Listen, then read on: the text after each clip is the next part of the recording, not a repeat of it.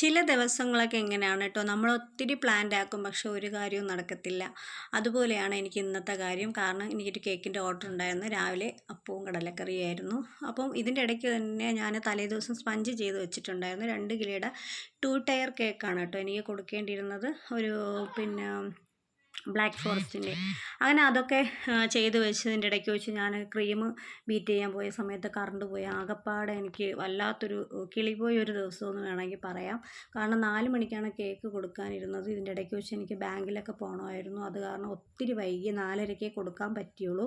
എങ്കിലും അൽഹംദുലില്ലാ സമയത്തിന് ഒരു അരമണിക്കൂർ കഴിഞ്ഞെങ്കിലും നല്ല രീതിയിൽ എനിക്ക് കൊടുക്കാൻ പറ്റി. നല്ല ഒരു അഭിപ്രായമാണ് എനിക്ക് കിട്ടിയിട്ടുള്ളത്. കേക്കൊക്കെ നന്നായിരുന്നു. അപ്പോൾ അതിന് ശേഷം പിന്നെ കിച്ചൺ അറിയാമല്ലോ, കേക്കൊക്കെ ഉണ്ടാക്കുന്നവർക്കറിയാം, പൂരപ്പറമ്പ് പോലെയാണ് കിടന്നത്. അത് മൊത്തം ക്ലീനാക്കി നല്ല രീതിയിൽ നീറ്റാക്കിയതിന് ശേഷം പിന്നെ ഞങ്ങൾക്ക് ബർത്ത്ഡേ വീട്ടിൽ നിന്ന് ഫുഡ് കൊണ്ട് വന്നിട്ടുണ്ടായിരുന്നു. തൊട്ടടുത്ത് തന്നെയായിരുന്നു വീട്. അപ്പോൾ എല്ലാവരും അതൊക്കെ കഴിച്ചു. അന്നത്തെ ദിവസം എങ്ങനെയൊക്കെയോ അങ്ങ് പോയി എന്ന് പറയാം. അപ്പോൾ ഓക്കെ, ബൈ ബൈ.